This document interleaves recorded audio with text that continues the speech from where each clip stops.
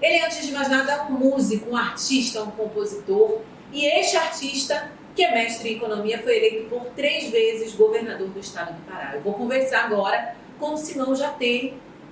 Simão Jatene, muito obrigada. Agradeço muito você ter topado, ser incomodado por mim hoje. Eu que quero agradecer, primeiro, a oportunidade para bater esse papo e deixa eu te dizer uma coisa, menina, eu acho que uma sociedade é tanto mais moderna quanto mais ela tem acesso à informação correta, entende? Eu acho que isso é absolutamente fundamental. E o que é fato é que, lamentavelmente, hoje a questão da informação no Brasil e particularmente aqui, especialmente aqui no Pará, é uma coisa muito complicada, né? Primeiro, eu acho que a gente vive um momento complicado ainda de, vamos dizer assim, de seleção natural, né? Diante das novas formas de comunicação, diante da net, diante desse negócio todo. E a isso se alia que eu acho que a gente vive um momento onde as pessoas estão muito preocupadas em selecionar o que, na verdade, é possível dar conhecimento à sociedade. Isso é muito complicado, porque, na verdade, você termina criando um crivo, né, que torna muito mais frágil a democracia. Porque essa história de dizer que o voto por si só garante a democracia, não. O voto, desde que as pessoas tenham informação, senão ele pode terminar servindo para chancelar o que não serve, O senhor acha que a e não pelo informação ela contrário. está o senhor está falando de um tipo de censura, ou o senhor está falando Sim, de... sim, eu acho que das mais diversas formas, e por isso que eu estou agradecendo a vocês a oportunidade de conversar. Estou sendo muito franco, Sim. tá? Porque eu vejo isso como uma coisa que é estratégica, como uma coisa que é importante para a construção de uma sociedade mais moderna. Porque senão as pessoas escolhem como? Se ela não tem material para fazer uma avaliação do que ela está escolhendo, ela vai escolher segundo o que lhe está sendo imposto, seja pela força, entendeu? Ou seja, pela mistificação, pela informação desvirtuada, etc. Então, Ou eu seja, acho pela que, bolha que ela está, né?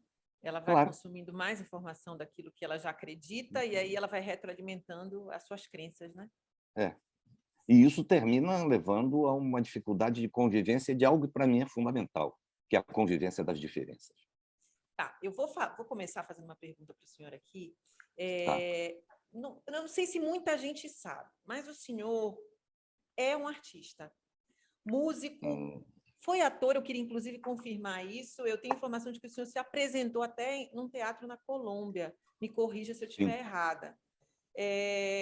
O senhor foi crooner do conjunto Guilherme Coutinho. Aí eu queria lhe perguntar: o senhor ainda é um artista? Não, deixa eu te dizer, eu sempre brinco, eu digo para aquelas pessoas mais próximas que eu sou geneticamente músico, eu tentei ser intelectual e terminei político, mas eu sou geneticamente músico. Na verdade é o seguinte, eu muito cedo, mas muito jovem, eu falo um pouco sobre isso, porque a questão da mistificação, do culto à personalidade, são coisas tão comuns hoje que me incomoda. E como isso me incomoda muito, eu falo pouco sobre isso, que vou te dizer agora. A questão da desigualdade é uma coisa que me acompanha desde muito cedo, a inquietação, o desconforto, né? O senhor está falando da Ah, desigualdade social. sim, sempre foi uma coisa que me incomodou profundamente. Eu me criei no interior. A maioria das pessoas não tem isso muito claro. Meu pai era um comerciante bem-sucedido do interior. Então, para que você tenha uma ideia, a minha casa original não tinha água encanada. A gente puxava água de poço. Tá? Não tinha energia elétrica. Né? Então, não é que essa coisa eu não gosto de falar, porque as pessoas podem dizer, não, o cara está se colocando numa posição de que era pobre. Não é nada disso, não. Meu pai era um comerciante bem-sucedido nesta cidade. O senhor era de qual Eu estou te interior? falando de Castanhal há 70 anos atrás. Castanhal, 70 anos atrás, as pessoas chegavam de cavalo na cidade e amarravam os cavalos na frente do mercado para ficar comendo no coxo, entendeu? Então, e nessa cidade, essa coisa, eu progressivamente comecei a ver a questão da desigualdade ir crescendo e se cristalizando. Aonde o senhor via essa questão da Tá? desigualdade? Na relação entre as pessoas, filho. Deixa eu te dar só um dado. A primeira música que eu fiz, eu devia ter meus 15 anos. A primeira frase desta música é sul e norte, uma só semente na qual se fez um corte. Ou seja, quando eu comecei a perceber, e para nós a imagem era o sul maravilha, e a realidade que eu vivia, essa coisa toda, então a desigualdade regional, que de certa forma tem um componente social determinante, tá? Isso começou a me inquietar muito, a me incomodar muito. E eu achei que pela música eu ia conseguir contribuir para mexer com isso. Pelo menos denunciando essa coisa toda. Não esqueçam que eu estou vivendo na época em que... Acho que foi o Nelson Motta. Eu acho que é do Nelson Motta. Uma música que, para mim, é fantástica, que é Cantador, onde ele diz o seguinte, que cantador não escolhe o seu cantar, canta o mundo que viu. E para o mundo que eu vi, meu canto é dor. Então, eu vivi isso muito, muito intensamente. Vivi isso em toda a dimensão, como um menino do interior. Um menino do interior. Aí Então, o senhor começou realmente, compondo. E fazendo música onde eu tentava, enfim, tanto que eu te disse, essa primeira era sul e norte, uma só semente na qual se fez um pote. Eu não conseguia ver como uma coisa razoável, necessária. Então, é a questão da desigualdade. E durante muito tempo fiz música achando que por aí eu ia conseguir. A gente é meio pretensioso, né? E eu achava que eu era capaz de contribuir de forma muito intensa para mudar o mundo, né? Tanto que uma música que eu fiz um pouco depois, já um pouco mais maduro, depois de ter visto muita água passar por baixo da ponte, ela dizia o seguinte: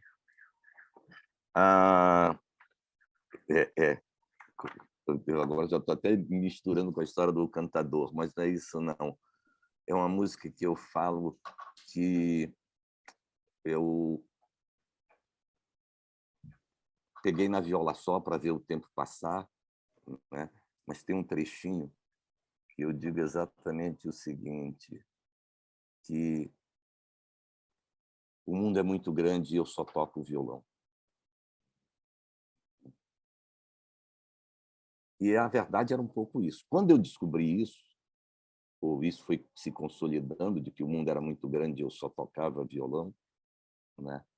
Eu resolvi estudar, fazer faculdade, essa coisa toda. Aí eu tive que sair do interior e vir para Belém, porque lá não tinha ginásio. Na época era ginásio, bem que faz tempo para burro.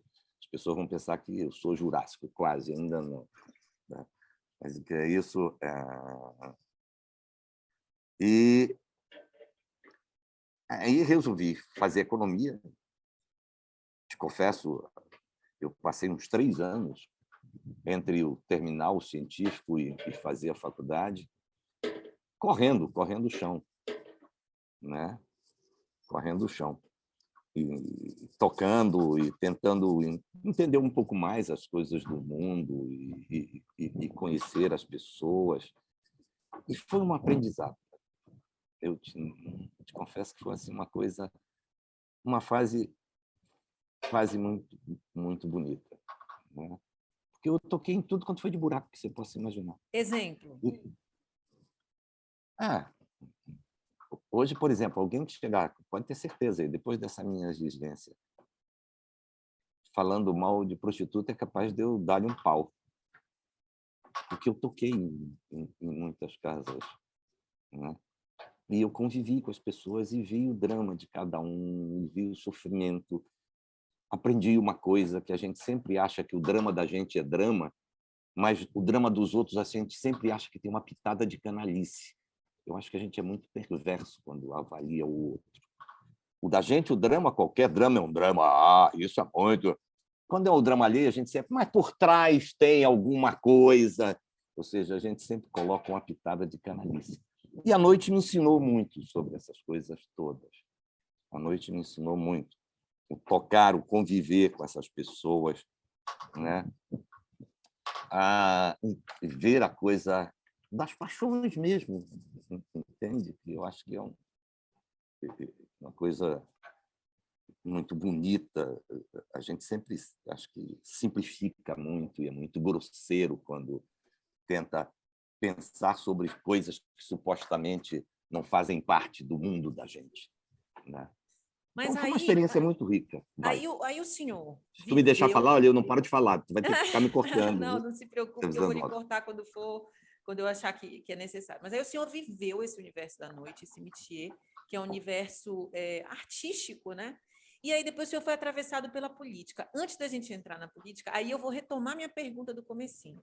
O senhor é genuinamente um artista, um compositor, um músico. O senhor ainda se considera um artista? Ou Deixa a eu te dizer. política, ou a política Não, eu te diria o seguinte, para mim a sequestrou coisa esse mais artista do legal, senhor? não, acho que eu não, acho que nada conseguiu me desumanizar. E eu te diria, lá vai, falar de uma outra coisa também, que foi um episódio, numa das eleições que a gente participou, uma eleição muito dura e tal.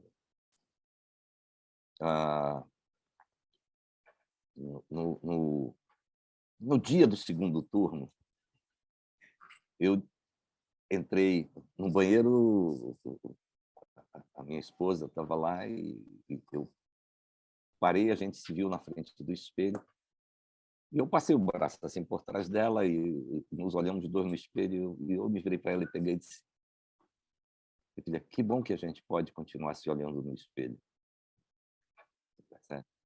Não quero dizer que eu errei muito também, não quero dizer que eu tenho medo dessas coisas, a gente toca, os exageros são sempre, parece que a regra das relações. Isso não me mistifica, nem mitifica, nem me endeus, nada disso. Eu sou um sujeito com acertos, com erros, mas eu te confesso que eu procurei não perder. Tanto que uma última coisa que eu andei escrevendo foi copiando uma outra música, e bate, vira e volta, eu estou passando nas músicas, né, de que os sonhos não envelhecem. Eu continuo sonhando. Inclusive, esse foi um texto que o senhor usou num vídeo que o senhor fez Isso. sobre a sua saída do PSDB, mas a gente já vai chegar nesse ponto. Antes, eu quero lhe fazer uma pergunta. O senhor Agora, eu entrou na passei pela política... faculdade também, e aí quero te dizer que eu tentei ser um bom economista, estudei essa coisa toda, fiz mestrado na Unicamp, né? Porque aí eu já achava que pela sala de aula eu ia conseguir mexer mais nas coisas, sabe? E o senhor acha que conseguiu mexer? O senhor foi professor por quanto tempo? Só minha vida toda, eu comecei a dar aula muito jovem, no Senai ainda, eu dava aula de matemática, essa coisa toda. E eu devia ter o quê? Meus 19 anos, 17, 18 anos, eu comecei a dar aula. E dei aula a minha vida inteira. Depois fui para a faculdade, depois, enfim, dei aula na graduação, dei aula no pós. Eu acho sala de aula um negócio fantástico. Eu acho que se você tiver o olhar para ver e querer ver, se você tiver ouvidos para ouvir e quiser ouvir, a sala de aula é um nicho assim extremamente rico e muito especial. Porque você aí, de repente, está diante de 40, normalmente mais jovens do que você, né? Com cabeças as mais distintas, com formas de ver o mundo, experiências e vivências as mais diversas. E se você quiser aprender, você aprende muito na sala de aula. Eu lhe entrevistei uma vez, e aí durante uma campanha, e aí eu lhe perguntei sobre Paulo Freire. O senhor me falou que era um admirador Sim. da filosofia do Paulo Freire. O senhor continua admirando? Deixa eu te dizer, eu acho que à medida que você vai envelhecendo, né, você talvez vá depurando, dando mais qualidade às suas análises.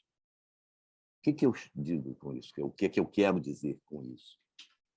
Não é que você deixe de admirar, mas você começa, talvez, a perceber algo que você devia saber desde o início, mas que, normalmente, na juventude, pelas paixões, a gente termina perdendo. Que você não encontra a perfeição, e se nós fôssemos perfeitos, nós não estávamos aqui. Entendeu? E eu vou te dar uma outra pessoa que eu continuo considerando que foi um belo pensador, apesar de vai para a moda, sai de moda, vem para a moda, sai de moda, né? E que, independente de qualquer uma outra visão, para mim foi um economista extremamente importante, que é o Marx, pô. E que ou é execrado ou é endeusado. Eu nem endeuso nem execro, mas eu acho que é um sujeito que pensou e tem formulações extremamente importantes, extremamente ricas sobre algumas coisas. Tem algumas coisas que não correspondem à realidade, mas ele teve uma antevisão de coisas impressionante, né? Eu acho que, quando você compara ele com Smith, com Ricardo, ele dá um passo à frente sobre a questão da pobreza, da desigualdade. Ele tem coisas muito interessantes sobre tudo isso, sobre a importância do trabalho. Eu acho que são coisas, né? Eu até tive uma briga uma vez na faculdade, porque ele tinha uma coisa que ele chamava lei de declínio, a taxa de lucro. É um negócio muito específico e tal. E o Serra era meu professor, e o Serra dizia que era uma grande bobagem. O Serra tinha chegado dos Estados Unidos, tinha feito o pós-doutorado dele, e eu dizia que não era uma bobagem, eu acho que era uma tentativa de explicar, certo? A realidade objetiva que a gente vive. Enfim, nós tivemos uma briga aí, certo, por causa disso. Deixa para lá. Olha, o senhor, eu fiz a pergunta sobre Paulo Freire, porque hoje toda a filosofia, todo o pensamento de Paulo Freire tem sido colocado em xeque. E aí eu não entendi ainda ao certo se o senhor ainda Mas então, não o é o que eu admira quero te como... dizer. O que eu quero te dizer claramente é isso. Você começa a ver que tem coisas interessantes, tem coisas, tá certo, que são equivocadas. E eu preferi te usar um sujeito que, para mim, vai além dele, que é o próprio Marx. Claro, Sim. quando jovem, achava que ele tinha muito mais acertos do que erro. Não dá para você medir as coisas desse jeito. Tem coisas que eu acho que são interessantes e que me ajudaram a compreender o mundo, como tem coisas que não respondem às demandas atuais. Vou te dizer já uma heresia. Acho que nós estamos aqui nos incomodando. Tá? Eu acho que a história, por exemplo, direita e esquerda, hoje, para mim, diz muito pouca coisa. Tá? E te dei agora um tema que dá para a gente brigar ou conversar umas boas horas. Por quê? Porque eu acho que, na verdade, o mundo se tornou tão complexo, tá certo? Que não dá para você simplificar e cortar, tá? De forma maniqueísta. Entende? E para mim, isso, inclusive, essa história do maniqueísmo, que é uma coisa que me incomoda, para mim está na raiz, inclusive, de vários equívocos sobre a Amazônia. Na Amazônia, a gente transita de inferno verde para celeiro do mundo, de almoxarifado para santuário, dependendo do olhar com que as pessoas nos veem. E eu acho que nós não somos nem inferno verde, nem celeiro do mundo, nem almoxarifado, nem santuário, né? Então, o que eu tentei te dizer foi o seguinte, que o tempo vai levando você a ser mais, não sei se complacente, não sei se mais profundo nas análises, mas você não se impressionar com o primeiro clique, sabe? E isso te permite avançar um pouco mais, o que eu acho que é natural, você passa a ter visto mais coisas. Mas essa visão, ela não permite que a gente, em situações decisivas e fundamentais para a sobrevivência, a manutenção dos direitos das pessoas, dos seres humanos, para que a gente seja omisso em determinadas situações? Pelo contrário. Pelo contrário. Eu acho que lhe permite você analisar as diferenças e compreender uma coisa, que as diferenças temperam, a desigualdade é que dói. Então, normalmente, as pessoas terminam brigando muitas vezes por diferenças. Não, eu acho que a diferença tempera. A desigualdade não, e são coisas muito diferentes. Diferença e desigualdade são coisas diferentes. Então, eu tenho muito incômodo na briga contra a desigualdade. Mas eu acho que eu tenho uma razoável capacidade de conviver com as diferenças. E mais do que qualquer coisa que eu esteja dizendo, basta pegar a nossa experiência de governo. Tá? O grupo que hoje está no poder, tá? Dono do Império de Comunicação, nos batia todo dia. Vocês jamais viram eu utilizar o poder de Estado, jamais, para perseguir adversário, jamais me viram em mandar invadir casa de blogueiro porque me criticava, ou o jornalista porque pensa diferente, jamais. Então, não tem jeito. Isso é da minha natureza. Então, não é que faça você ser omisso, passa você a respeitar as diferenças e a respeitar as pessoas. Né? Então, eu convivo relativamente bem com o pensar diferente, o que não me faz deixar de aceitar a crítica, mas também criticar, percebes? E eu acho que esse é o avanço, porque a verdade absoluta, como propriedade de quem quer que seja, eu acho que é uma coisa que não faz nenhum sentido, com todo respeito quem pensa diferente. Eu vou fazer uma colocação aqui agora, Vamos. em função da sua história. O senhor é um revolucionário, como o senhor mesmo, a sua própria fala corrobora isso. A sua inquietação com as desigualdades sociais, a sua inquietação com a pobreza, né? Isso lhe levou a vários lugares, lhe levou para a arte, né? Lhe levou depois para academia, né? E depois o senhor entrou na política. O senhor entrou na política fazendo oposição a um grupo que, na época, a um grupo que fazia parte da ditadura, né? Ao grupo do Jarbas Passarinho. Me corrige se eu estiver errada. Que o Jarbas era uma liderança política local, foi ministro de várias pastas durante a ditadura, além de presidente do Senado Federal, e foi um apoiador do AI-5. E o senhor, inclusive, nesse período, lutou na mesma trincheira do que, por exemplo, o Jader Barbalho. Eu estou certa? Sim. Pois é. Pena que quem se desviou foi ele, não fui eu. Mas tudo bem, vamos lá.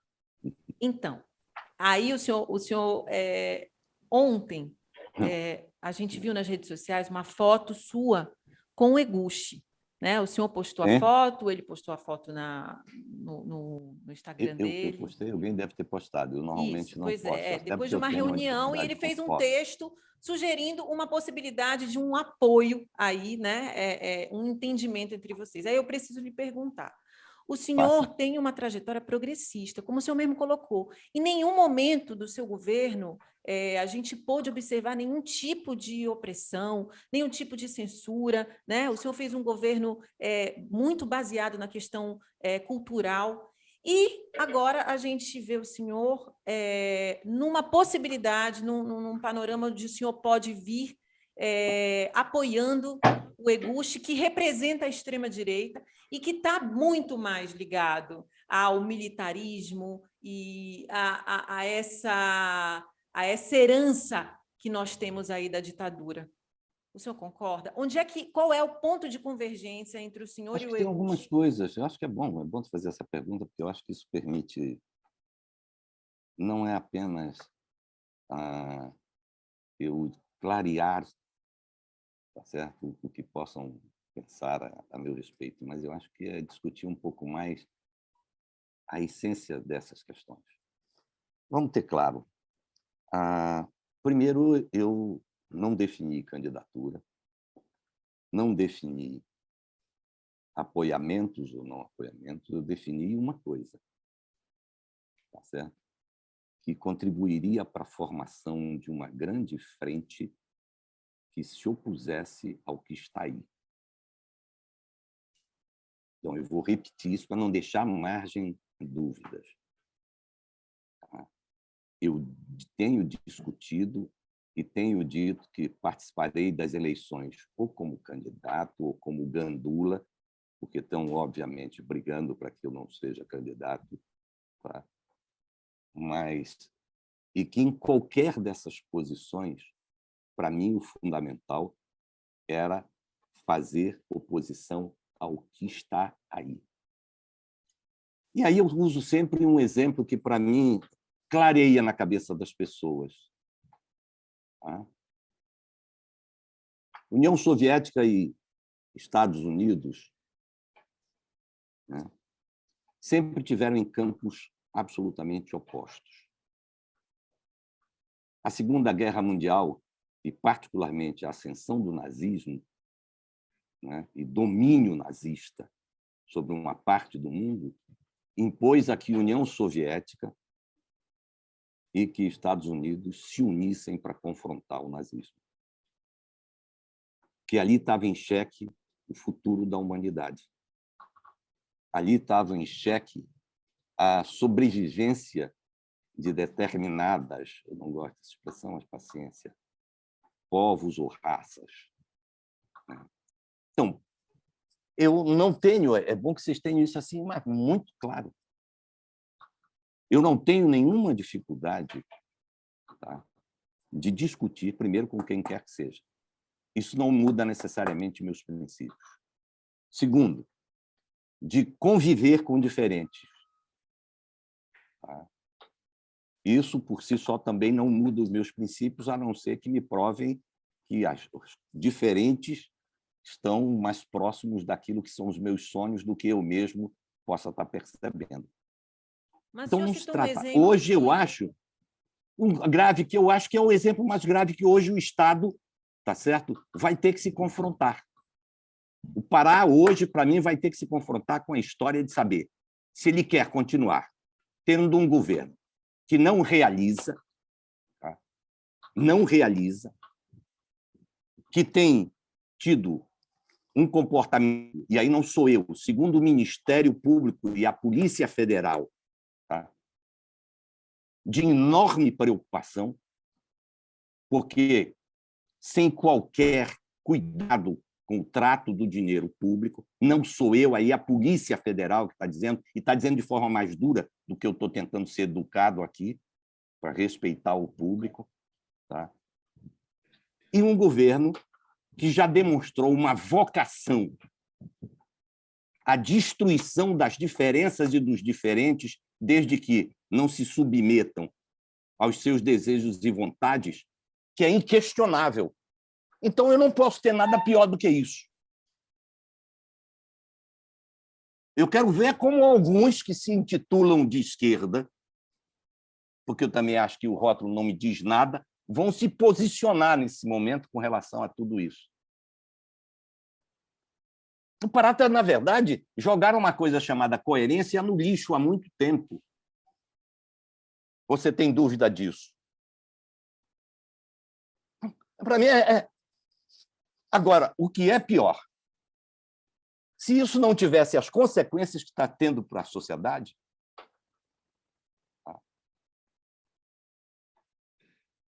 mas está. O Pará, com uma população, na verdade, um pouco só maior do que a do Maranhão, mas sem ter a rede de hospitais que tem, sem ter a condição que tem, tá? Tem tido um comportamento diante da pandemia que menos pessoas perderam a vida no Maranhão. Então, nós não estamos falando de brincadeira, não é uma coisa de não, é porque eu gosto de fulano, eu não gosto de Beltrano. Não é isso, não. É uma coisa concreta. Eu acho que esse Estado hoje... O senhor está admitindo que existe possibilidade de um possível apoio à extrema-direita? Não, para mim não é uma questão das extremas direitas, não. Para mim existe uma possibilidade concreta, porque eu já disse que isso não me diz nada hoje. O que o PT é para você? Esquerda ou direita? O PT está posicionado no campo, e o governo Helder é o quê? Centro. Centro de quem? É o posicionamento ideológico, é o posicionamento de centro, né? Não é um posicionamento de centro. Como é que eu posso admitir que alguém que manda invadir a casa das pessoas, que usa a polícia para fazer isso, é centro, minha filha? O pior cego é o que não quer ver.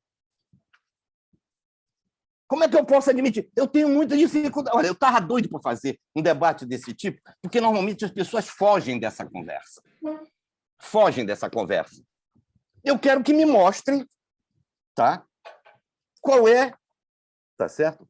A ligação que tem com o pensamento de centro, social-democrata, seja que apelido, que cada vez mais eu te confesso que os rótulos não me dizem nada. Nada. Como é que alguém que pega o sujeito e põe a polícia para invadir a casa? Nossa, para mim isso é de uma aberração, isso é de uma dificuldade. O meu eu entender isso, tá? E aí alguém vem me falar, não, mas olha, é centro de quê? Eu não sei nem se tem espaço, tá? No território físico para qualificar isso. Se isso é centro, é direita ou é esquerda. Não, para mim isso é uma questão, tá certo, de caráter. É muito sério isso. É muito sério. Desrespeitar a pessoa, porque como é que você pode me dizer que é centro alguém ou um governo que, porque supostamente, na ida em Tucuruí, receberiam uma manifestação contrária de um determinado grupo, vai para tentar mandar prender um cara? Olha, eu acho que essa turminha vai ter enormes dificuldades de justificar para a população. É por isso que eu acho que tão louco que a gente não participe de nada, não fale nada. Mas eu já disse que até como gandula eu vou estar. Porque eu acho que as pessoas precisam pensar, pô. As pessoas precisam de coragem de ter decisão. Certo? As pessoas precisam não temer, desde que elas, pelo menos, estejam tentando acertar. Como é que o senhor avalia o governo Bolsonaro hoje? Como é que o senhor, que é um social-democrata, vê o governo Bolsonaro? Acho que foi uma bela criação, tá certo, e lamentável do PT. De uma fração do PT. Que criou o... Não, foi de uma fração do PT.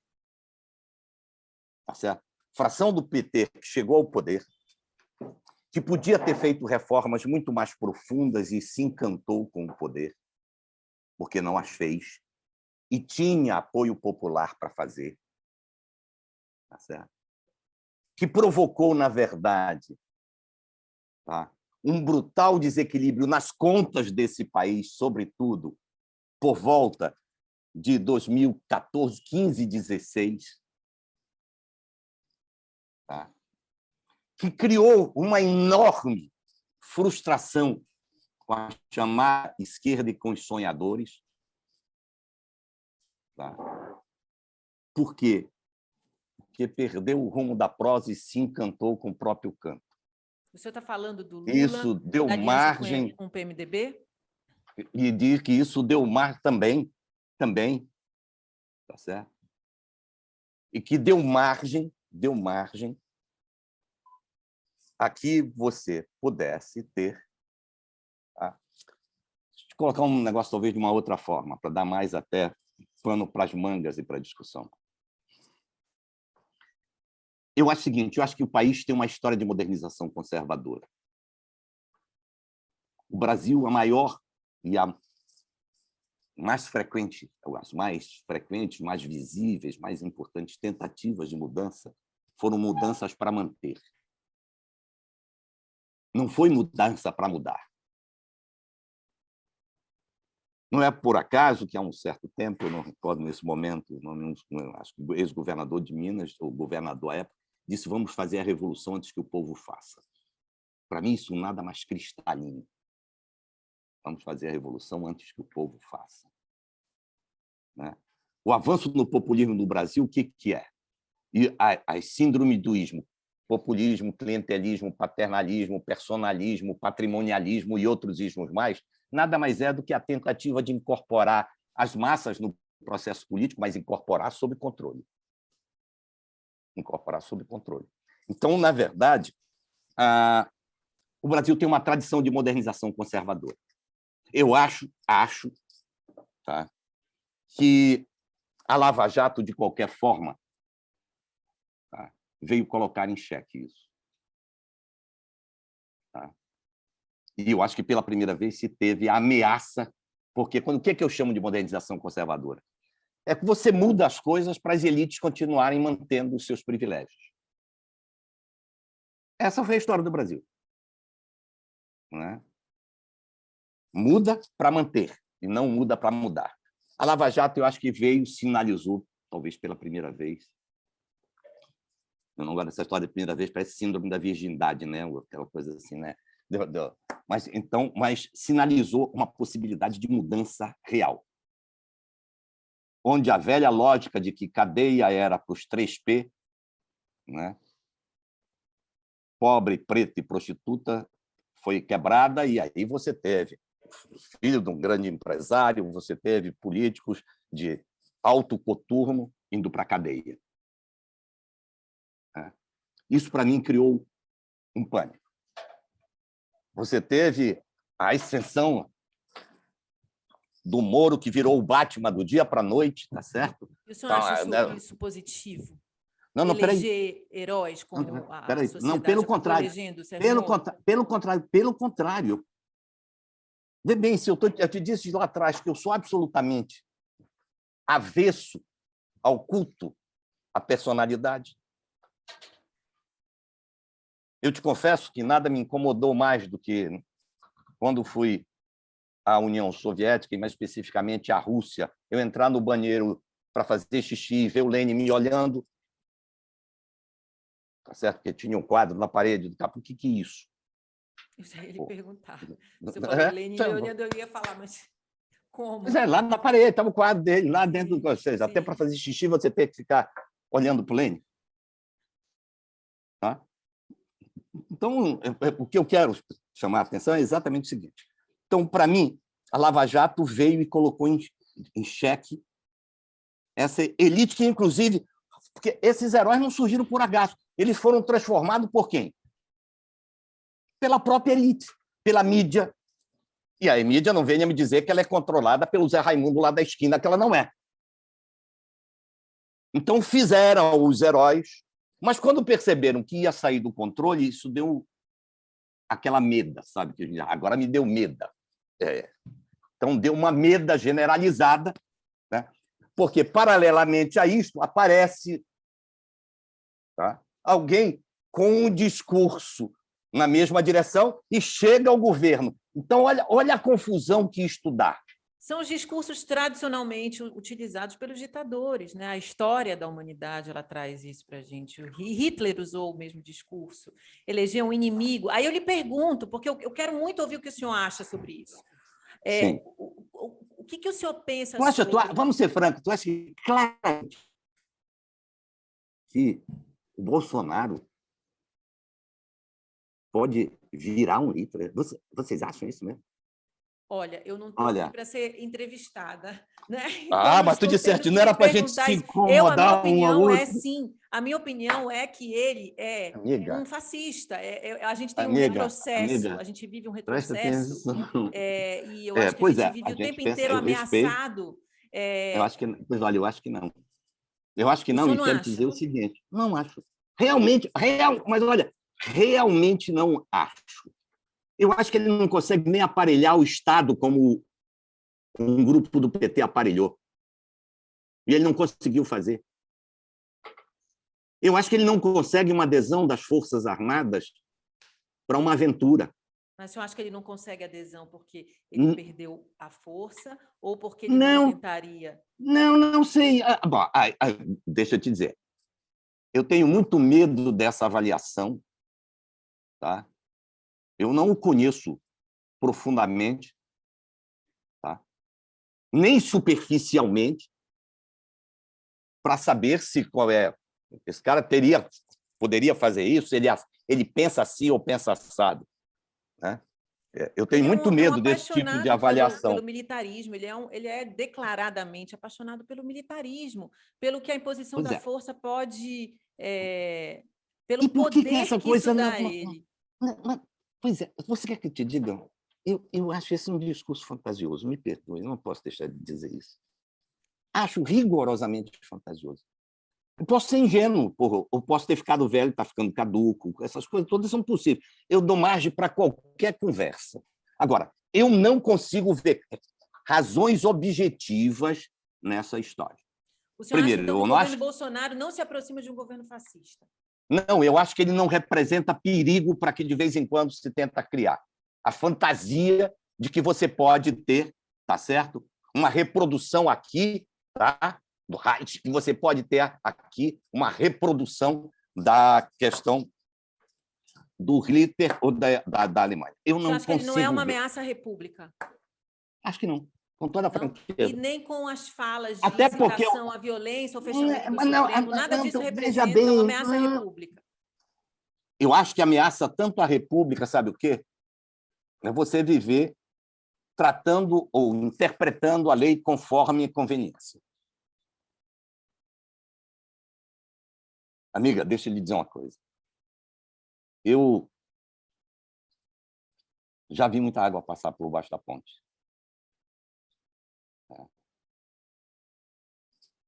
Eu estou impressionado com a nossa incapacidade enquanto país, tá? Inclusive uma certa fração de intelectuais, tá? De tentar, enfim, olhar as coisas com olhar que não é simplesmente do que me é mais ou menos conveniente isso. Sabe? Eu estou impressionado com isso.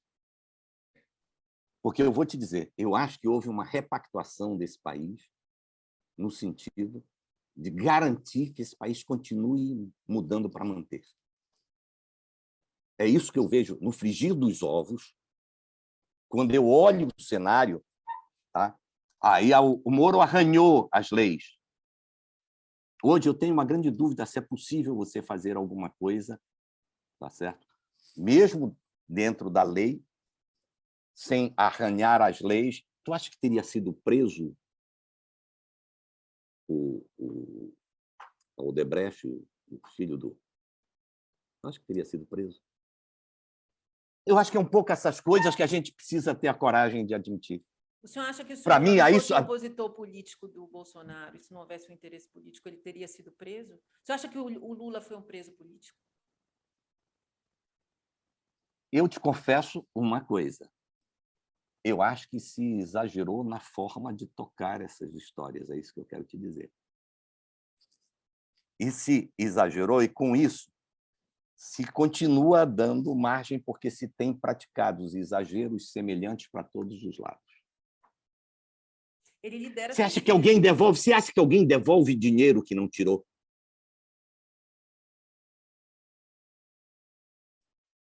Então, é isso que está me causando. Veja, nós estamos tentando corrigir o Brasil repetindo erros. O que o senhor acha da possível aliança entre o Lula e o Alckmin? O Alckmin que foi uma uma figura vergonha, emblemática do uma PSDB. vergonha, uma vergonha. Uma vergonha. Por quê? Com toda a franqueza, para os dois lados. Tá certo? Olha, por que tu acha que os políticos não gostam de mim? Eu não consigo... O senhor também é político. Depende. Eu tinha gente que tinha um cara que era muito esperto, e não é meu caso, com toda a franqueza, mas que era ótimo, que disse que perguntaram uma vez, tudo que ele perguntava para ele, ele dizia depende. Aí, uma vez perguntaram, quantos braços tem o São Francisco? Ele virou e pegou, isso depende. Se for o Santo, 2. Se for o Rio, tem 17 ou 12, sei lá. Então, você é tão no político caso... que o senhor foi eleito 3 vezes governador do Estado. Isso nunca aconteceu na história do Estado, né? E aí Mas tu já não prestaste atenção uma coisa? Eu não tenho ninguém antes de mim na família que tenha sido político. E não tenho e espero não ter ninguém depois, tá? Político. Apesar de terem várias vezes enxovalhado membros da minha família sobre aquela tal história, né? Pode ser. Tá? Então, eu não tenho isso. O que eu quero te dizer é o seguinte, não, eu já te disse, eu sou geneticamente músico, eu tentei ser intelectual e passei por ter um propósito, achar que eu conseguiria contribuir, tá? Para ter um mundo menos desigual, uma sociedade menos desigual. Isso foi sempre o que me moveu. O senhor teve as suas contas reprovadas em 2017, com a alegação de que o senhor teria usado o programa... Não foi 17. Isso, 2017. Que o senhor teria usado o programa... Não foram minhas contas que foram reprovadas. Na verdade, assim, o senhor teve uma alegação de uma... O uso do cheque moradia, vou exatamente. facilitar. Deixa eu recapitular aqui. O senhor foi acusado de ter usado o programa Cheque Moradia de forma abusiva, facilitando... Nas eleições que derrotou o atual governador. 2014, exatamente. E aí o senhor foi... o senhor participou de uma votação na LEPA, onde 4 parlamentares tucanos da casa votaram pela reprovação das suas contas que já tinham sido aprovadas no TCE. Deixa eu te dizer, as coisas não têm absolutamente nada a ver uma coisa com a outra, só para você entender. A primeira coisa, eu fui acusado de ter utilizado de abuso de poder abuso político, de poder econômico. Com o uso do cheque moradia. Isso é uma coisa. A outra coisa foi a história das contas de governo na Assembleia. Posso falar um pouquinho sobre cada uma delas, para exatamente o que é? Então, tá. Primeiro, sobre a coisa do uso da aprovação ou reprovação das contas na Assembleia. Isso foi uma grande, mas uma grande e vergonhosa, é grosseira a expressão, mas eu tenho que usar, palhaçada. Sabe o que fizeram? Já arquivaram esse processo. O processo não tem nenhuma consistência. O parecer que reprovou as contas é vergonhoso. Eu gostaria que os paraenses tivessem acesso a isso. Acesso a isso. É vergonhoso. Vou te dar um dado sobre essa história. As contas foram aprovadas por unanimidade pelo tribunal. Mas aí alguém pode dizer, mas o tribunal é aqui no Pará. Tudo bem.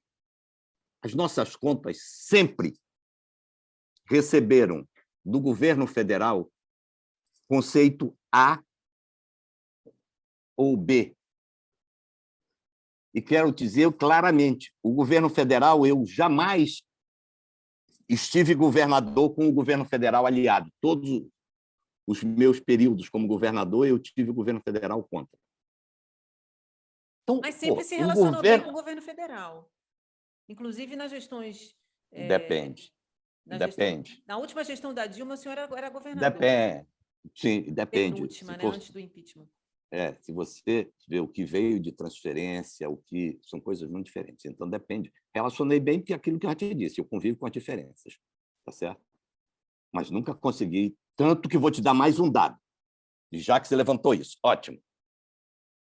Nós conseguimos uma operação com a JAICA, estou fazendo um parêntese aí, para fazer o BRT metropolitano, e isso passou todo o final do governo da Dilma e quase todo o governo Temer, eu precisando apenas, e eu não, o Estado precisando apenas que o governo federal dissesse que nós poderíamos realizar a obra. Ou seja, o dinheiro já tinha sido liberado. Nós só precisávamos da autorização, como é um próprio federal, que é a rodovia 300 de BR-316, que é a Castanhal-Belém ali, tá? Nós só precisávamos que o governo permitisse a gente começar a obra, ou licitar a obra. Por interferência política, e ninguém diga contrário, porque eu estava no dia, inclusive, tá? Por interferência política, nem o governo Dilma liberou, e o governo Temer só foi permitir que a gente pudesse iniciar os processos no final. Inclusive, estranhamente, me pedindo para que o atual governador fizesse parte da mesa. Aí vem a convivência das diferenças, para fazerem a foto. E eu disse que eu não tinha nenhum problema, que o meu problema de paternidade eu tinha resolvido com 20 anos. O senhor fez a foto. Não, estava na mesa toda lá, eu, os parlamentares, todo mundo. Tá? Eu preciso E sei o quanto atrapalharam. Agora, voltemos para as questões. Voltamos Então, à questão do na cheque Assembleia, foi uma brincadeira aquilo. Uma vergonha. Uma vergonha. Aquilo não tem nenhuma sustentação técnica, tá certo? Jurídica e de decência. Me corrija se eu estiver errada. Tá, agora volta um pouquinho para o cheque. Vamos para o cheque moradia? O Tribunal Superior Eleitoral negou seu recurso no caso do cheque moradia. Isso torna o senhor inelegível. Vou chegar lá. Vou chegar agora. Vamos para o cheque moradia agora? Vamos. Tá. Deixa eu te dizer. A alegação, então, é que nós utilizamos o cheque moradia, tá? De forma politicamente incorreta e tal. Tá? Vamos aos fatos e aos dados. O pretexto é que, supostamente, em 2014, tá? O número de cheque moradias distribuído foi absurdo. O que esqueceram de dizer é que, em 2015, o número de cheque moradias foi exatamente igual ao de 2014. O que esqueceram de dizer, aí a alegação é que, no período crítico de campanha, e tudo, deixa eu te dizer, tudo isso que eu estou aqui dizendo, estou disposto a mostrar para quem quiser ver. Porque nós temos algumas diferenças fundamentais desse grupo que está aí. Eu não estou inventando informação. Disseram que, na verdade, no período crítico da campanha de 2014, eu tinha usado um número absurdo de cheque moradia. 3 vezes mais, diz a acusação. Pois é. Pois é. Quando você retira novembro e dezembro, isso desaparece, ou seja, o maior número foi depois das eleições. E depois das eleições, por quê? Porque eu tinha meta para cumprir, e eu levo a sério isso. Por que o senhor acha foi que por o isso que TCE negou o seu recurso e manteve o Porque senhor inelegível? foi enganado e equivocado. E eu tive uma culpa nisso. Sabe qual foi a minha culpa? Eu, desde o início, ido para cima para ver essa história dessas informações. Tá? O Império de Comunicação aqui ficou inventando essa história. Tá? E as informações passaram truncadas. Eu nunca levei a sério, porque, como eu sei o que eu fiz na minha vida, é diferente. Eu acho que aqueles muito preocupados, eu só fui ter advogado na minha vida depois de chegar no governo. Eu nunca tinha tido sequer advogado. Tá? E, na verdade, eu achei que aquilo era um negócio tão evidente, só que construíram, tá, uma fala, um discurso, e emprenharam informações de tal modo... Vou te dar um exemplo disso. É isso que eu estou te dizendo. Nunca colocaram os números de 2015 como sendo. Aí você vai dizer, mas por que a tua defesa também não colocou? Porque eu sempre achei que essas coisas... Isso nunca foi um negócio que eu me preocupasse. Agora eu estou me preocupando por uma questão, não é por ser candidato ou não ser candidato, não. Sabe? É por uma questão de honra. Eu levo muito a sério isso, ainda sou do tempo do velho que bigode valia alguma coisa. O senhor foi um dos fundadores do PSDB aqui no Estado, né? Só quer saber se está claro esse negócio? Então, vou te dar mais o seguinte. Outubro, que foi o mês da campanha, da eleição, tá? No outubro, foi a menor relação entre número de inscritos e número de cheques entregues.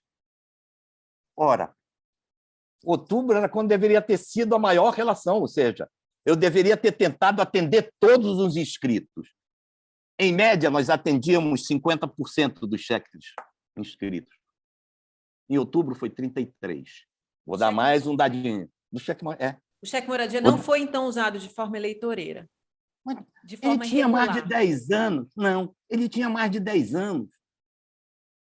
Quer que te diga mais agora para o homem simples, eu acho que dá conta disso?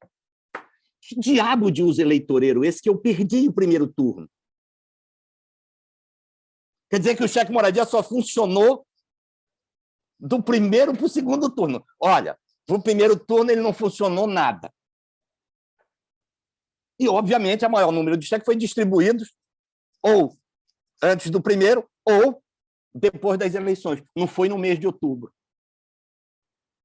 Então, uma vez que não é estranho, mas só para a gente raciocinar, um raciocínio bobo daquele ali, do taberneiro, tá certo? Simples, um homem simples que pensa. Mas vem cá, se o cara usou isso, ele perdeu o primeiro turno e ganhou no segundo? Foi, então, o responsável pela vitória do Jatene? Ou foram os debates, quando foi possível? Depois que só ficaram 2 debatendo, tá? Foi possível ver a falácia que estava se tentando passar para a sociedade. O senhor foi um dos fundadores do PSDB aqui. Eu estou engatando um assunto no outro, porque Tem problema? Eles têm Ei! gancho. Aí eu preciso falar sobre isso. O senhor foi um dos fundadores do PSDB aqui. Recentemente, o senhor declarou a sua saída do partido que o senhor foi um dos fundadores. Acredito que com um entulamento, né? O senhor se sente traído pelo PSDB? Não. Eu acho que não é o PSDB. Eu acho que alguns personagens do PSDB estão traindo a população, não é a Aqui, mim, eu estou não. falando do PSDB local, nesse pragmatismo. Então, alguns político aqui personagens Estado. estão traindo a população. Quem? Na hora que Quem? se aliançam, na hora aqueles que propuseram, que essa foi uma das razões. O senhor consegue nominar? Porque alguns fizeram parte do seu governo, da sua gestão. Não, eu prefiro colocar de uma outra forma. Veja bem. Enquanto eu achei que... Por que eu não vou nominar? E já explico também.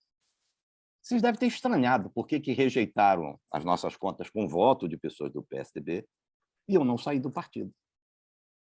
Alguns devem ter estranhado. Poxa vida! Tá? Por que o governo atual, e aí esse grupo ficou batendo, e eu nunca não saí do partido. Sabe por quê? Enquanto eu achei que o problema era de simpatia ou antipatia com o Jatene, eu respeito, porra. O que, para mim, fez sair do partido é que eu não consigo entender um partido que tem a história que tem, aqui no Pará, um partido que foi construído como foi construído, tá? Apoiar o que está aí no governo. É isso que me fez, no caso concreto aqui do Pará. Traído. Não é uma questão de traído. É uma questão das pessoas que estão no comando. Das pessoas que resolveram apoiar esse governo que está aí. Aí eu percebi que não era uma questão de antipatia pessoal. Aí não, era uma outra coisa. Era, de fato, uma mudança da forma de pensar. Eu não posso entender se esse governo tivesse realizando, ou se esse governo tivesse precisando de apoio para superar uma crise, para realizar um programa de investimentos importantes para o Estado, eu não teria problema nenhum que o PSDB o apoiasse. Eu estava cuidando de Neto, que, diga-se de passagem, descobri que é muito gostoso. Sabe? Eu estava cuidando de Neto. Mas não é isso, pô. O PSDB vai apoiar um governo que, primeiro, não tem realizações. Pensa, depois vocês, quando sair desse negócio, vocês pensam, qual é a grande obra desse governo? Não tem.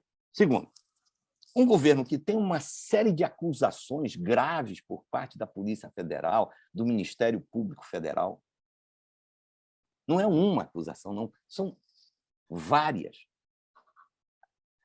Um governo que tem atitudes absolutamente ditatoriais de mandar invadir as casas, esse negócio todo. E o PSDB resolve achar, não, isso...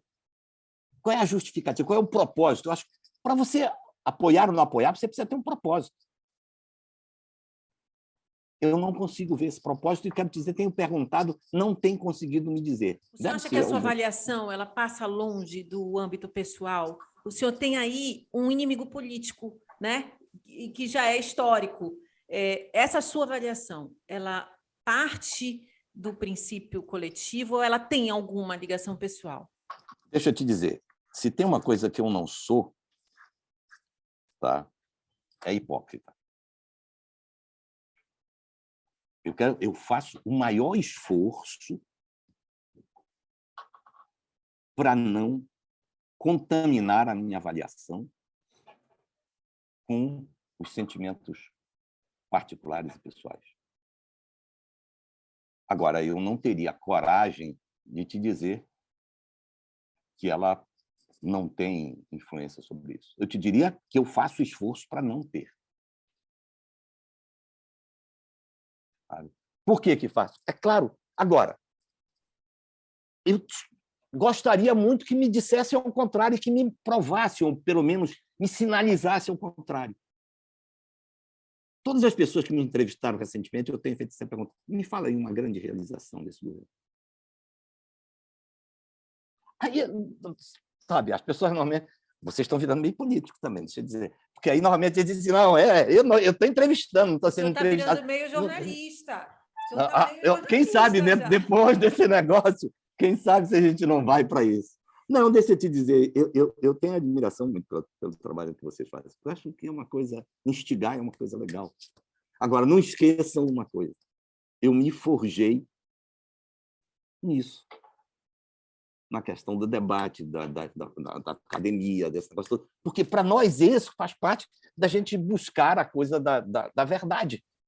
Falando sobre as questões pessoais, o senhor, no seu primeiro mandato, já no seu primeiro mandato, o senhor declarava que não viria à reeleição. Né? Verdade.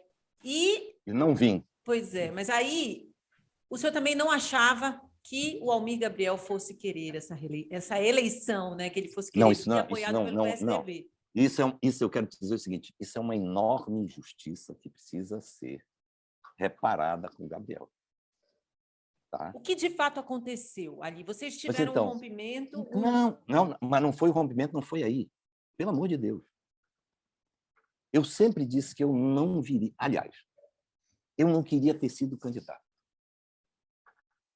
É verdade. Se você perguntar para algumas pessoas na época, elas vão, se tiverem ainda, enfim, compromisso com a verdade, elas vão dizer... Sim, por isso que eu lhe perguntei se o senhor ainda é artista, porque o senhor não queria vir para governador, não queria concorrer a um cargo eletivo, né? Não queria. Não, eu não queria concorrer a nada. Na verdade, deixa eu te dizer, eu sempre achei que eu podia ajudar muito mais pensando, produzindo coisas sobre o Estado, plano de governo, que eu acho que isso é um buraco que a gente está hoje no Estado. Aproveitar só o gancho para falar sobre isso rapidinho. Gente, sem projeto você não vai para lugar nenhum. Um dos grandes nós desse governo é que ele não tem projeto, pô. Ei, nós sentávamos, eu e Gabriel, antes do Gabriel ser governador, e ficar imaginando o seguinte, se a gente um dia conseguisse, como é que a gente faria? Não, a gente tem que interligar o sul do Pará, aí a alça viária. Não dá para só ter hospital em Belém, então a rede de hospitais regionais. Então, essas coisas todas, a gente precisaria ter um mecanismo para ajudar a população na questão das casas e tal, cheque moradia. Isso tudo fez parte de um plano, de um programa. Não dá para você sentar na cadeira e não sabe o que vai fazer? Aí hoje eu arrumo, aí eu dou dinheiro para fulano, aí eu dou uma... Não, olha, bolsa não sei o quê, apenas isso não resolve. Pô. Tá? Aí dou R$500 para um, R$100 para outro, porque a troco de quê? Mas os programas de transferência de renda não se parecem, por exemplo, como o cheque moradia? Não tem o mesmo método? Não, eu não estou dizendo que transferência de renda é errado. Não é isso que eu estou te dizendo.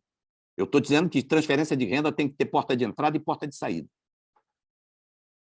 O que significa dizer? Você tem que ter algum tipo de contrapartida. Algum tipo de contrapartida. Porque é isso que diferencia aquela coisa do dar dinheiro. Sabe? Diferencia o seguinte, olha, mas a criança tem que estar na escola. Tá? Não, mas eu preciso... Eu tenho que ter... Porque, senão, você cria alguns mecanismos que, é claro, porque tem uma situação absolutamente precária, é melhor que nada, vamos dizer assim. Mas não é o fundamento dos programas de transferência. Os programas de transferência, eles devem buscar sempre até construir por respeito à questão da cidadania. Deve ter isso, de quem está recebendo, saber que também tem uma contrapartida, que tem de... Eu acho que a gente, no Brasil, tem pecado muito, no sentido de terminar criando uma sociedade onde parece que todo mundo só tem direito e ninguém tem dever. Não se constrói uma sociedade só com direitos sem deveres. Isso não existe, pô. Isso é uma coisa maluca. Mas vamos voltar para a nossa Vamos voltar para a sua perguntinha. relação com a Almir, né? Pois então, só para vocês entenderem. Veio como governador, mas já não queria sair para uma reeleição. Então, eu não queria. Isso nós tivemos uma briga, eu e Gabriel, passei 30 dias que não falava com o Gabriel, isso lá antes de ser candidato a primeira vez. Tivemos, não, o que eu posso ajudar não é por aí, tudo mais. Aí todo mundo dizia, mas e ele é grosso, parece papel de enrolar prego. Eu dizia, pois é, eu sou grosso, parece papel de enrolar prego, então é melhor, na verdade, eu estou fora disso, não é uma coisa legal. Tá? Ainda te digo mais, o meu candidato àquela altura era o Idelgar, mas tudo bem. Tá?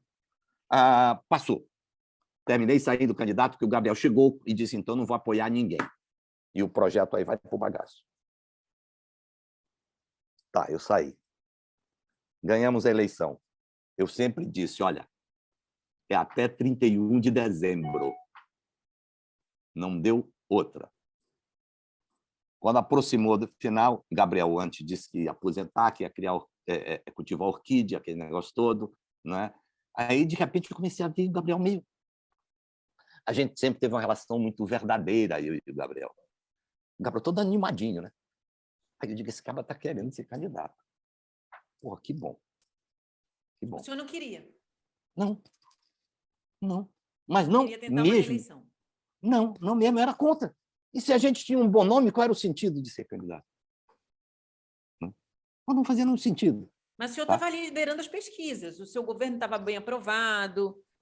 Pois é, mas, amiga, deixa eu lhe dizer. De novo, eu acho que toda construção é necessariamente coletiva. As pessoas podem não acreditar nisso, pode parecer uma coisa meio fantasiosa. Você entende por quê? Talvez até você nunca tenha notado isso, ou talvez vocês nunca tenham notado isso. Eu tentei acabar com a história das placas de inauguração. Aí a turma me disse que eu não podia, que isso era uma ideia, blá, blá, blá, blá. Não sei se vocês notaram, assim, sabe o que a gente fez? Todas as grandes obras realizadas no nosso governo, nós mandamos colocar ao lado uma placa com o nome de todos os operários. Só que a gente vive uma sociedade tão cega para essas coisas que talvez nunca tenham percebido isso. E eu nunca fiz propaganda disso. Mas se você for no Mangal, você vai achar isso. Se for no hangar, você vai ver. No hangar não, foi uma coisa até mais bonita. A gente resolveu colocar a mão de todos os operários. E a minha mão estava por ordem alfabética junto com a de todos os operários. Vá lá no Tinga que você vai ver a placa com o nome de todos os operários do Tinga. Nos hospitais, todos eles têm. Então, não é... Eu não quero parecer, não, eu já tenho que estar tentando bancar o bonzinho, o perfeito, isso nada, pô. Se perguntar para a minha mulher, ela vai botar uma montanha de defeito e ela tem razão, eu tenho mais defeito do que até ela me vê. Mas o que eu acho que é importante é que eu sempre entendi que toda produção é necessariamente coletiva, e eu achava que a gente tinha um time, que o mais importante era o time. Vou te dar mais um exemplo disso. Eu não fui para várias inaugurações. Aí, o grupo que nos é adversário resolveu dizer que é porque eu não gosto de interior. Não, é porque eu queria caracterizar que o governo é mais importante que o governador. Mas o Almir ficou... Não, na verdade, aí depois da eleição, o Almir perdeu a eleição. Pois é. Mas Almir ele ficou reclamou chateado que o senhor comigo. não participou da campanha. Claro, o Almir ficou chateado comigo. Isso é verdadeiro. Tá? Eu, como sempre, convivendo com as diferenças, deixei ele. Até muito próximo ao final, nós nos encontramos e ele... Tanto que na última eleição ele aparece com a bandeirinha minha. Ele percebeu que não tinha nada a ver. Absolutamente nada a ver. coisa sobre a qual ele estava especulando e invocando não correspondia à realidade. O resultado da brincadeira é que aí viemos e ganhamos a eleição e eu disse ao final que não seria também de novo candidato. Se vocês prestarem atenção, tentei ver se o Helenilson, enfim, que era vice, ficou algum tempo no governo, etc. Ao final, os parlamentares me procuraram para dizer o seguinte: se o senhor não for candidato, nós vamos dispersar todos. Pelo amor de Deus, não faço isso. Vamos lá, como é que a gente não tem como fazer? Bom, aí vim para o último mandato. Mas presta atenção uma coisa: o que era o caminho natural do último mandato? Não era eu ter sido candidato a senador. Por que eu não fui, gente? Por que o senhor não foi? Porque não é essa coisa, para mim, o mais importante é que a história do grupo siga uma trajetória. A minha expectativa é que eu encerrava um ciclo e que se iniciasse um período de transição para um novo ciclo de crescimento do Estado. Como é que o senhor avalia esse grupo hoje aqui no Estado? O seu grupo político. Não, que foi o seu grupo político, na verdade, né? Não, primeiro, pois é, eu acho que houve uma dispersão e uma mistura, uma confusão enorme. Eu acho que hoje você... Vou até voltar. Acho que alguns políticos se desqualificaram e, de forma progressiva e violenta, desqualificaram os partidos e, pior, desqualificaram a política. Hoje, quando você chega com alguém e diz assim, pô, por que tu não ingressa nisso? O cara vai olhar para a tua cara e vai dizer, eu vou entrar nisso? Eu? Não. Euzinho, não. Me inclua fora disso. Entendeu? Então, para mim, conversar com jovens hoje sobre política é interessante. Com raríssimas exceções, os caras não querem saber. Agora, eu, historicamente, sempre imaginei que só tem duas formas de você interferir na sociedade de forma mais direta. Ou pela política ou pela porrada. Eu continuo apostando na política, não tem jeito. Então, o senhor continua apostando na política, o senhor está inelegível. Para a gente finalizar, eu queria que o senhor falasse sobre as eleições de 2022. O senhor já tem esse Eu já disse o que é que eu estou definido? fazendo. Não, eu estou tentando formar, tá certo, junto com outras pessoas, uma frente, tá, que possa enfrentar todo esse aparato que está aí. O senhor tem desejo de ser candidato para derrotar o atual grupo? Desejo de candidato, essa é uma coisa que volta lá para o início. Tu mesmo já me disseste agora. E eu acho que se pode vencer essa eleição sem que eu seja candidato. As pessoas têm muita mania. Lembra que agora vou te pegar também, no bom sentido, não pegar aqui o negócio. Deixa eu te dizer. Se agora disseste, o senhor concorda com essa história de salvador da pátria? Eu não acho que isso exista. Então, as pessoas chegam, o senhor é o único que pode derrotar. Eu acho que não. Eu acho que quem pode derrotar, sabe quem é? É a sociedade. Agora, a sociedade paraense tem que fazer uma opção. Não dá para dizer, não, olha, eu sou, né? Eu quero as coisas direito, eu quero assim, eu sou ético, isso. E aí sai fazendo besteira por aí e elegendo o que não deve, fazendo e depois ficar reclamando, achando que o senhor tem que ser candidato. Agora, eu preciso, para finalizar de fato, reiterar aqui uma pergunta, mas de forma mais sintetizada, de forma mais resumida. Difícil, o senhor é um progressista? Vou reiterar essa pergunta e quero que a sua resposta seja mais clara. O senhor é um progressista? O senhor entrou na política como um revolucionário? E hoje a gente tem a ascensão da extrema-direita de governos conservadores. O senhor não vê problema, então, em fazer alianças com governos conservadores, mesmo o senhor sendo um progressista, correto? Se tiver um mal maior, não.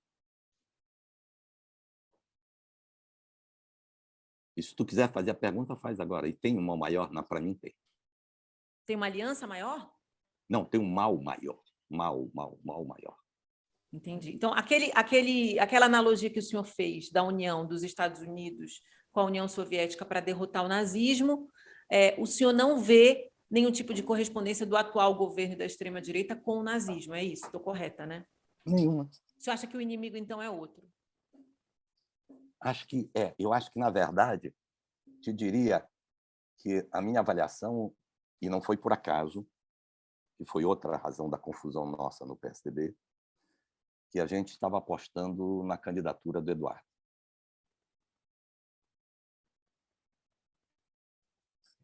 A pena que não vendam Do coerência no bar da Eduardo esquina. Leite? Eduardo Leite. Eduardo Leite, tá.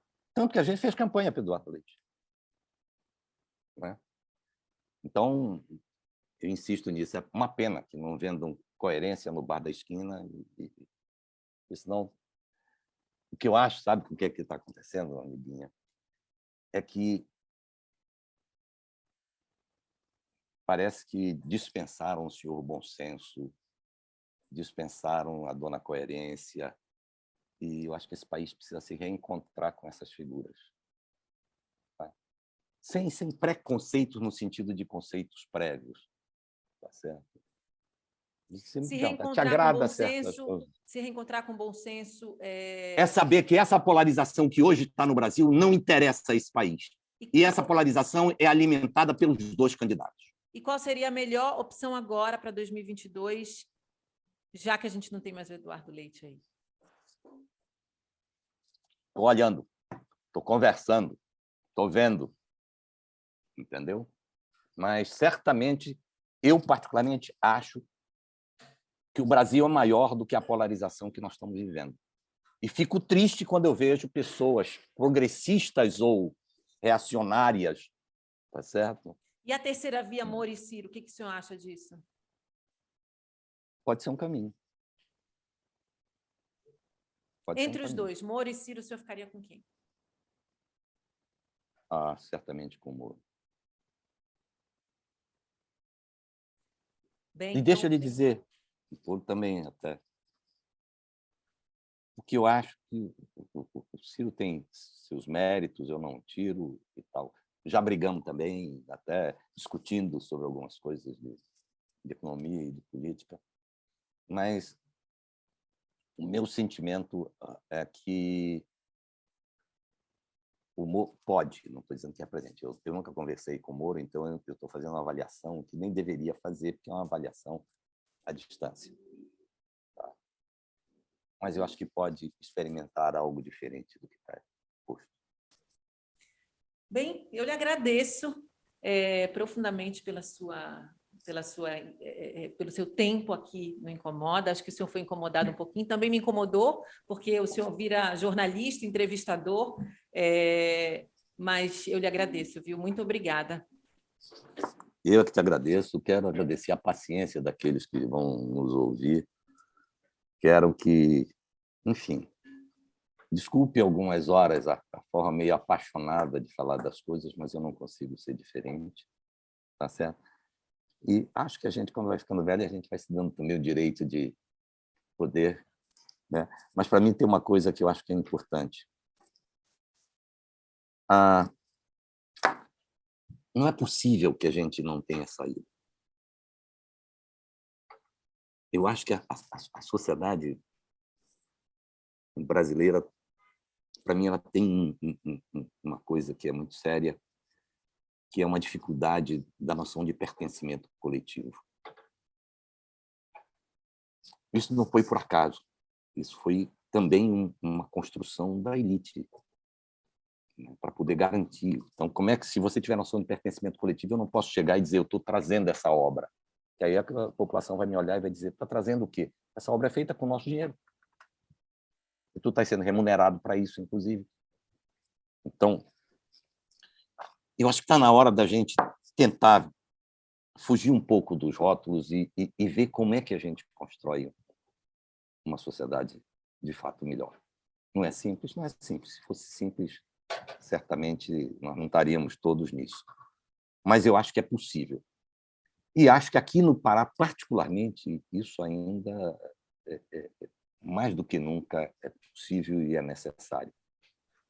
Porque eu acho que não é possível ter dúvidas sobre o que está aí e sobre a necessidade absoluta de mudar. Ah, mas eu não gosto de Jatene porque o Jatene é careca. Legal, não estou pedindo que você goste de mim, mas procure se informar mais sobre o que está aí, procure ter mais conhecimento das coisas e procure fazer escolhas um pouco melhor.